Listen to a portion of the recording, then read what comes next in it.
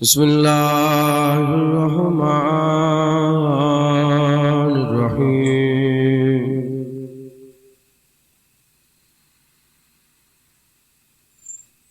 نحمده ونصلي على رسوله الكريم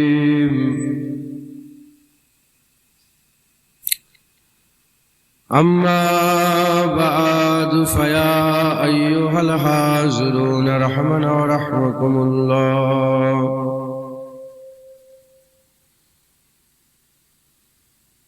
وقال الله تعالى في كلام المجيد والفرقان الحميد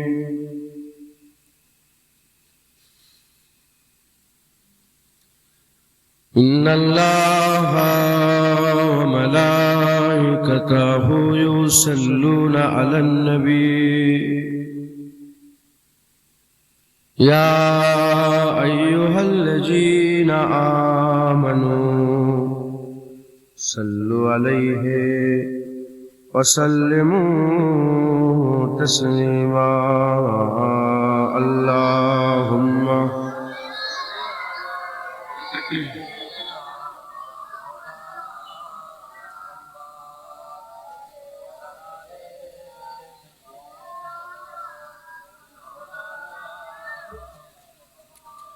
দাও খোদা দাও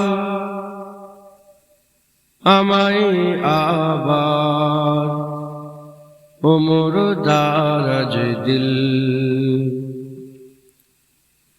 দাও খোদা দাও আমায় আবার ওমর দারাজ দিল দাও আলীর মতো বীর সেনানী আলীর মতো বীর সেনানী জাগাতে নিখিল দাও খোদা দাও আমায় আবার ওমর দারাজ দিল আল্লাহুম্মা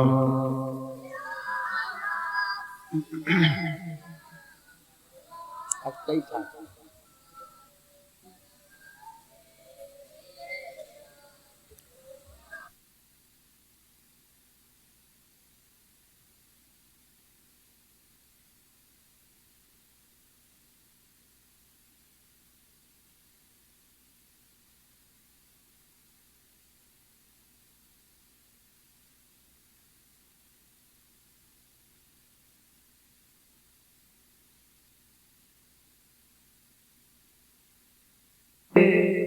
আমার কাবা ভাঙতে এলে পাঠাও আবাবিল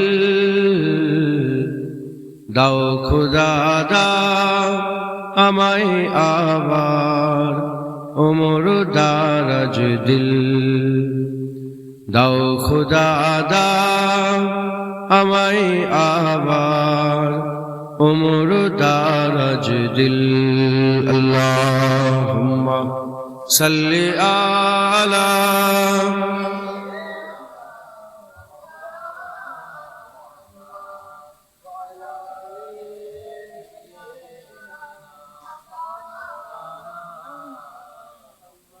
সাচ্চা ঈমান দিয়ে পাঠাও শত সাহাবা তাদের দেখে বিশ্ব আবার বলুক মারহাবা সাচ্চা ঈমান দিয়ে পাঠাও শত সাহাবা তাদের দেখে বিশ্ব আবার বলুক মারহাবা আবার পাঠাও আবু বকর ফিতনা ফাসাদ সুখ সমুন আবার পাঠাও আবু বকর ফিতনা ফাসাদ সুখ সমুন অনরটল পাহাড় সম অনরটল পাহাড় সম দাও সে মনের মিল দাও খোদা দাও আমায় আবার ওমর দারাজ দিল দাও খুদা দাও আমায় আবার ওমর দারাজ দিল আল্লাহ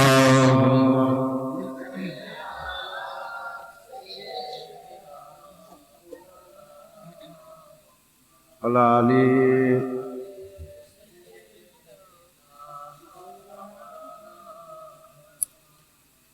লা ইলাহা ইল্লাল্লাহ লা ইলাহা ইল্লাল্লাহ মুহাম্মাদুর রাসূলুল্লাহ দুরূদ শরীফ আল্লাহুম্মা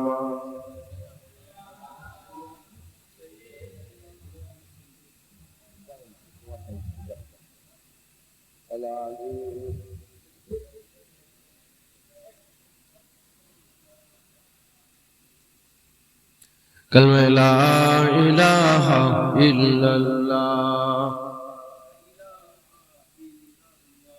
ला इलाहा इल्लल्लाह मुहम्मदुर रसूलुल्लाह अल्लाहुम्मा सल्लि अला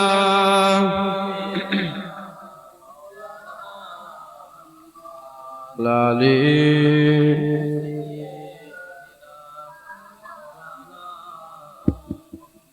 وقال الله تعالى في كلام المجيد والفرقان الحميد وما أرسلناك إلا رحمة للعالمين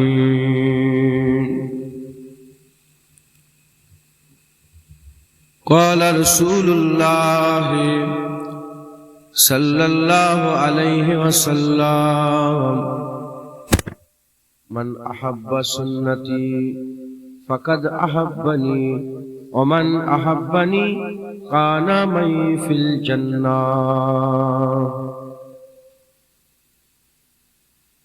وقال الله تعالى في آية أخرى لا أقسم بهذا البلد وأنت حل بهذا البلد প্যারে হাজিরিনে মজলিস উপস্থিত দিনদার ইসলাম দরদি আমার মুরব্বী বাপজান চাচান উলামায়ে হযরত সম্মানীয় ইমাম সাহেব আগত মেহমান জওয়ান যুবক আমার ভাইয়েরা স্নেহের কচি কচি বাচ্চা দূরে বসে থাকা পর্দার অন্তরালে অবস্থিতা পর্দানিশিনা ধার্মিকা আমার মা ও বোন আল্লাহ পাকের দরবারে খাস শুকর আমরা কেউই যোগ্য নয় রব্বুল আলামিন আমাদের উপরে ইহসান করে যোগ্য না হওয়া সত্ত্বেও দুনিয়ায় আল্লাহ যে কটা জান্নাত তৈরি করেছেন তার মধ্যে একটা জান্নাতে বর্তমান আল্লাহ পাক দু এক কথা বলা এবং শোনার ইজাজত দিয়েছেন এর জন্য আল্লাহ পাকের দরবারে আমরা সবাই মিলে শুকরিয়া আদায় করি বলি আলহামদুলিল্লাহ আজকের এই জলসা নবী দিবস উপলক্ষে বিশ্ব নবী দিবস সাথে সাথে মাই মুরব্বী যারা চলে গেছেন তাদের রূহের মাগফিরাতের উদ্দেশ্যে সালে সভা দুটো কারণে আজকের এই জলসা হচ্ছে একটা হুজুর পাকের স্মরণে আর দ্বিতীয়টা মাই মুরব্বীদের রূহের মাগফিরাতের উদ্দেশ্যে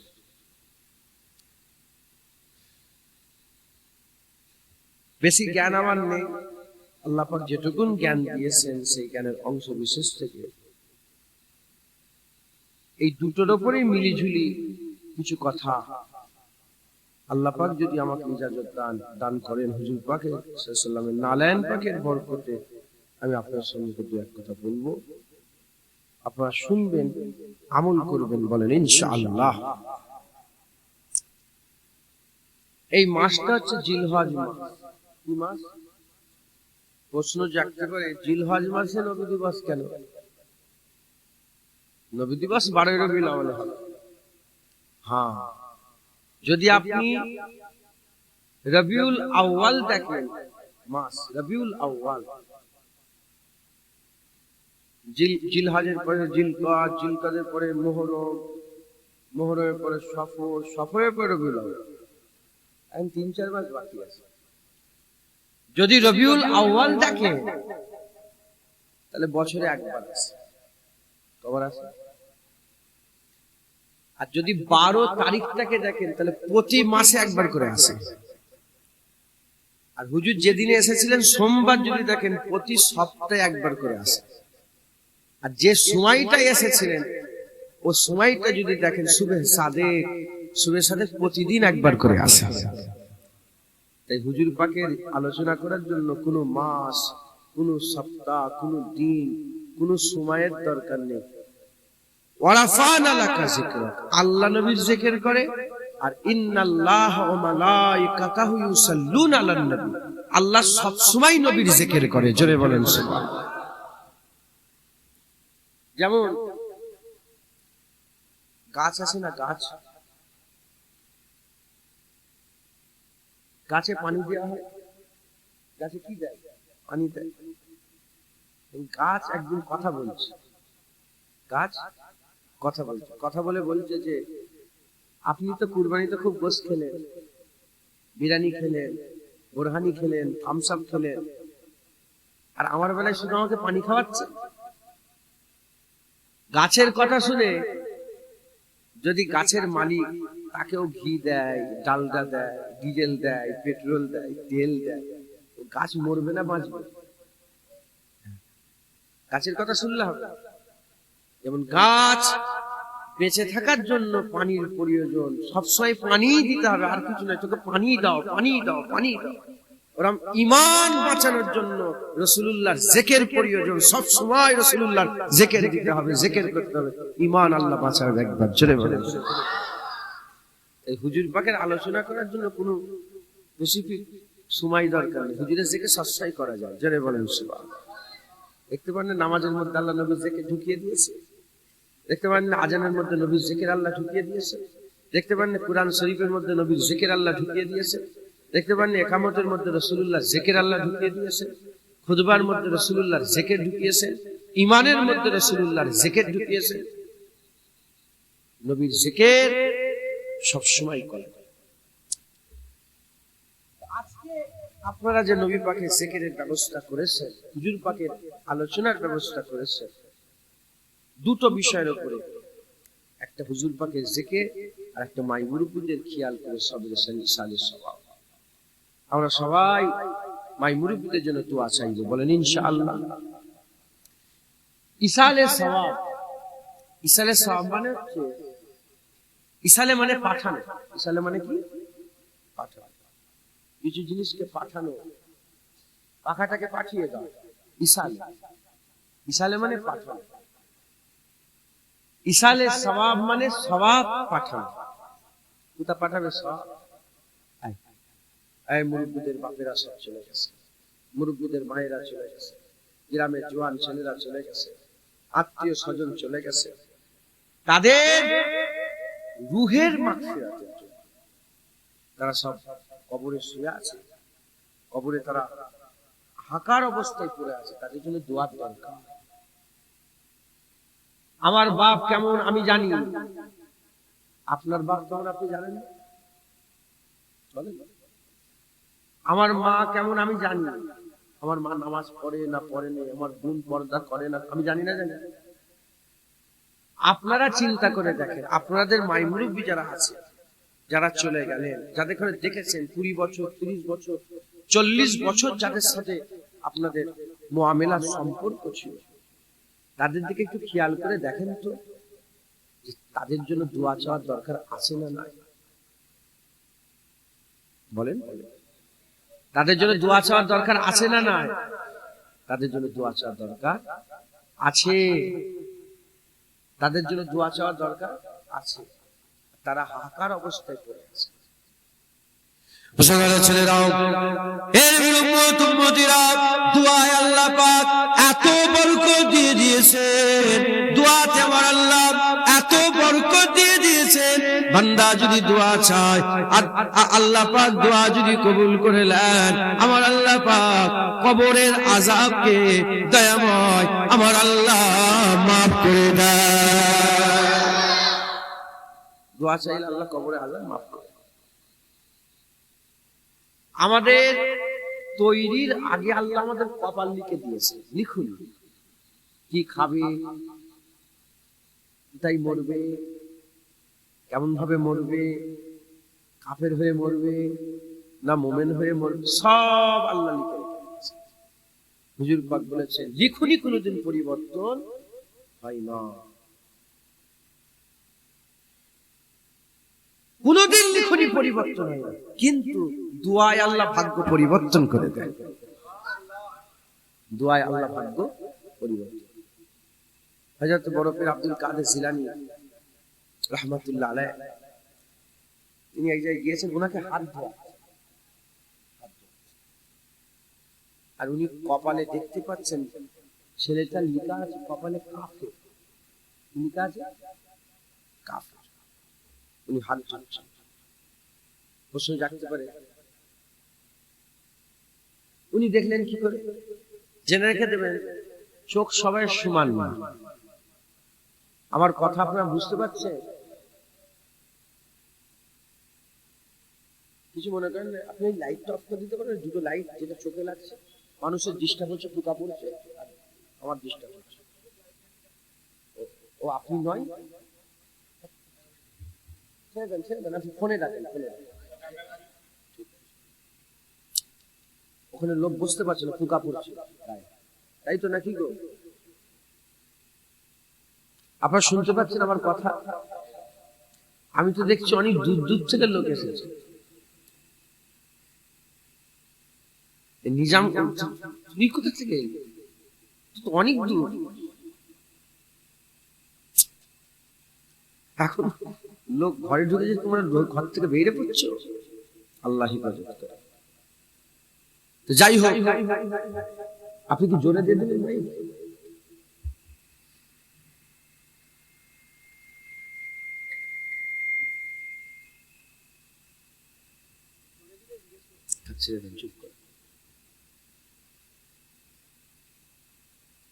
প্রশ্ন জাগতে পারে যে বড় পীর সাহেব দেখলেন কি করে?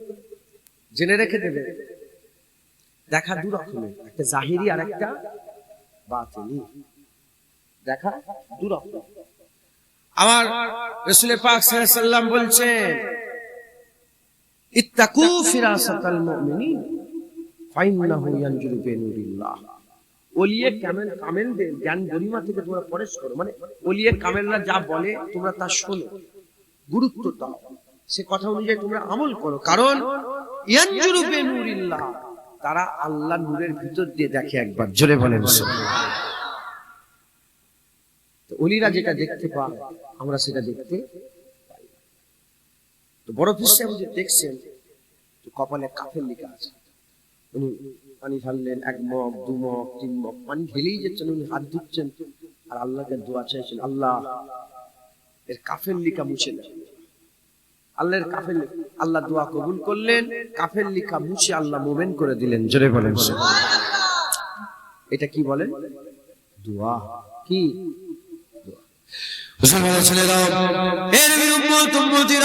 যারা কবরে চলে গেল, যারা দুনিয়া থেকে বিদায় নিয়ে কবরে চলে গেল, তাদের দোয়া কবুল হবে না। তারা যতই কান্নাকাটি করুক না কেন, তারা যতই আল্লাহ পাকের দরবারে আরজু তামান্না করুক না কেন, তাদের দোয়া আল্লাহ কবুল করবে না, তাদের দোয়া কবুল হবে না। কিন্তু তাদের জন্য, তাদের হয়ে জিন্দাদের মধ্যে থেকে যদি দোয়া করে আমার আল্লাহ পাক জিন্দাদের দোয়াতে মুর্দাদের কবরের আযাব মাফ করে দেয়। আল্লাহ জিন্দাদের সাথে সওদা করে, সব মুর্দাদের সাথে আল্লাহ সওদা করে। মুর্দা আবার দু রকমের, মরা করা কোনো দু রকম। একটা মরা আমার বাপ তোমার বাপ, আমার দাদু তোমার দাদু, একটা মরা, আর একটা বড় পীর আব্দুল কাদের জিলানীর মরা। দুটো কি সমান? এটা খাজা মাইনুদ্দিনের যাওয়া আর গ্রামের একটা লোকের যাওয়া, দুটো যাওয়া কি সমান? তুমি যখন ইন্তেকাল হয়েছে, কি হয়েছে জানি না, খাজা হুজুর যখন ইন্তেকাল হয়েছিলেন কপালের উপরে লেখা হয়ে গিয়েছিল খাজা হাবিবুল্লাহ মাতা ফি হুব্বুল্লাহ, আল্লাহর দোস্ত আল্লাহর ইশকে মারা গেছে। দুটো কি এক হয়? হ্যাঁ, তুমি কবরে দিয়েছো, কিছু হয়েছে কি জানি না। হযরত জুন্নুন মিসরি যখন কবর দেওয়া হয়, লেখা হয়েছিল কবরের উপরে জুন্নুন হাবিবুল্লাহ মিনাশ শাওকে কাতিলুল্লাহ, জুন্নুন আল্লাহর দোস্ত, আল্লাহর খুশির জন্য নিজের জানকে কুরবান করে দিয়েছিল।